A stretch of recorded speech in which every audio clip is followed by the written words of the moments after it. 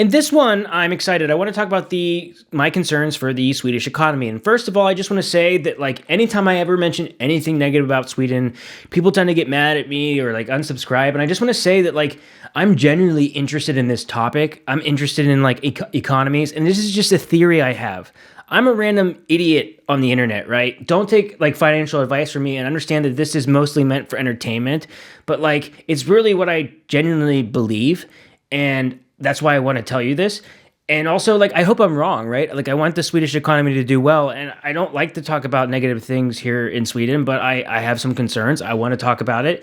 And I hope that that's okay, because when I talk about things, I feel like I'm a part of the community here in Sweden. Like, I've lived here for 10 years. So it's not like I'm separating myself from society here and being like, oh, that's negative and I'm seeing it from the outside. It's just that as an American, I've seen some things that I also saw in the US with our economy when stuff happened in 2009.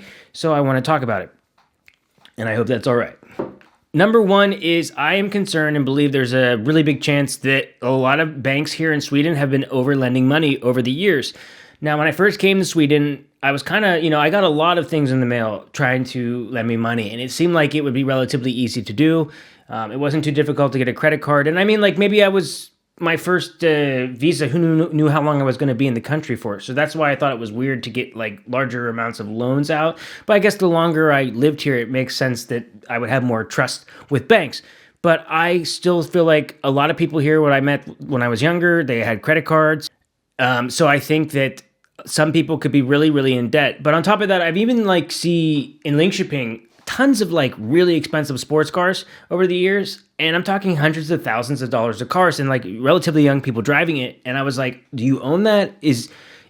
Are these being rented out? Are the banks giving these massive loans to people? It just was interesting. And my concern is that with the rising interest rates, or just the rising rates, inflation, that people are going to start missing out on possibly some of these loans. And that could trigger negative things with the Swedish economy. Number two, I've always been concerned in Sweden that there was possibly a housing bubble, because the amount of homes, like the prices just like skyrocketed. The demand has always just been super, super high. Property values just keep going up. It's hard to buy an apartment. It's hard for people to find rent. And I've always wondered if there was a bubble there. And I think there's a really big chance that there could be a bubble and it could pop a little bit, and that the prices of homes and property values would go down. That's probably good for people that want to buy homes. But my concern is with the rising interest rates. One, it's becoming very difficult for people to buy homes right now. It's not really a good time to do it. And for people that already have mortgages, I'm concerned that maybe they're not going to be able to afford them at some point, and that could have some kind of knock-on effect with the banks with negative money, similar to what happened in 2009. I'm not saying as bad, but it's something that I'm watching and concerned about. Number three is the negative signs showing in the Swedish crown, and that possibly the Swedish crown is going to just continue to go down in value for a while here. And here's the thing. I don't want to offend anyone, because I understand Swedes are proud of the Swedish crown. You guys you like this currency. You don't want to be on the euro. That's become very, very clear to me through what I learned on TikTok. I didn't realize that it was so important.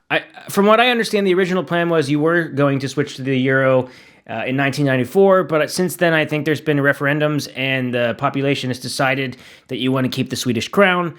I think that the Swedish crown did really well during the whole 2009 collapse, and when problems were happening with Greece, the Swedish crown was stronger. But if you look at the Swedish crown over the last 10 years, it just has been on a downward trend, and it's very weak to the US dollar. And that's not good for American companies. I'm sure American companies don't like such a strong dollar, because when you look at when the euro flipped, I mean, it just messes everything up with international customers and paying for things, and it can become a massive problem.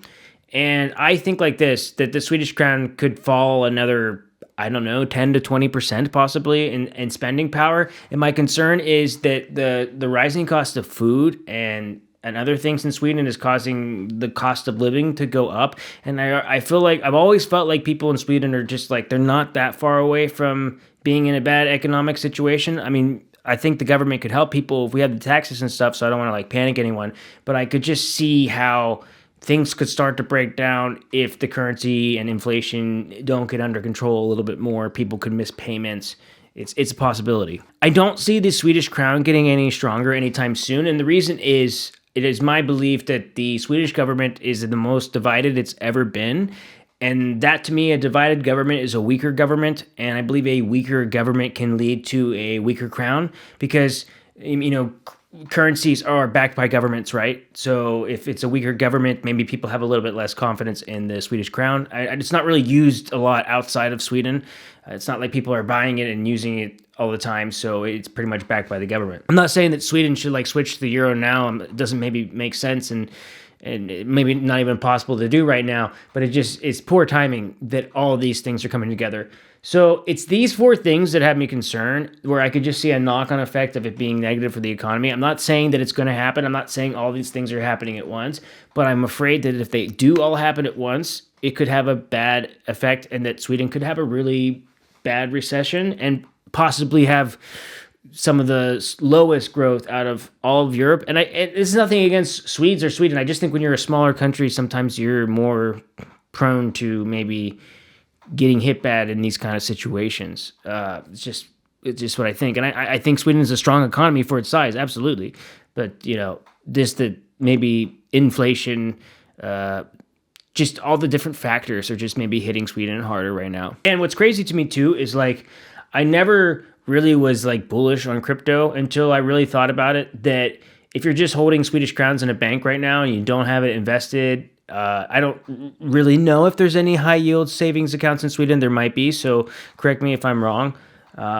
But I'm sure there's maybe a couple, but I don't know what the interest rates are in those now. So someone can tell me in the comments. I think that I understand why people are going to cryptocurrency a little bit more. And when I talk about cryptocurrency, I mean Bitcoin or Ethereum. I'm not necessarily talking about altcoins, but I can understand why if your currency is losing value and you're a younger person, you might say, well, why don't I put it in Bitcoin and take a chance because Bitcoin maybe is going to go up and this currency is falling down. Now we're seeing it being adopted in other countries, like Nigeria is a big one where the currencies, like Turkey as well, where the currencies are hyperinflating. I'm not saying that Sweden's going to hyperinflate either, but it's just a theory of I see these things coming together, and that is why I think the Swedish economy could be in for a rough 2023. That's my theory, a bad 2023. So that's my thoughts. I'm curious what you guys think, so please let me know in the comments. And I hope you enjoyed this video. I hope I didn't make anyone mad. And I hope that I can take chances and talk about things I want to, because, again, this was just fun for me to make because I'm interested in this. Okay? That's all. I'll see you guys in the next video. Hej då!